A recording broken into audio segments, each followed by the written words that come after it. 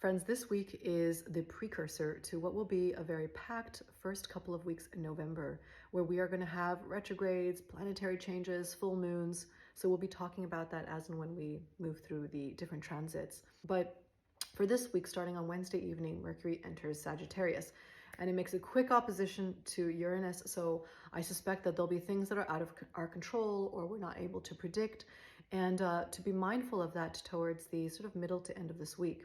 On top of that, Mercury is going to be in the sign until around the middle of January. So it'll be going back and forth in Sagittarius, and it's an opportunity for us to settle into that energy. Even if you don't have planets or placements in Sagittarius, you may still feel the effects of what I'm talking about.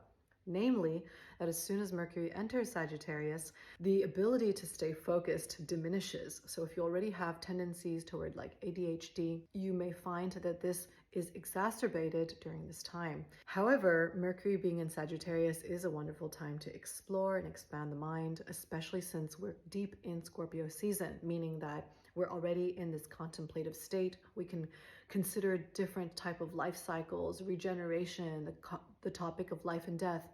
And one of the best ways to do this is, of course, the reading. And I've been really excited to actually share this book, which was so haunting for me, The Seven Moons of Maali Almeida by Shehan Karunatilaka, winner of the Booker Prize in 2022. Wow.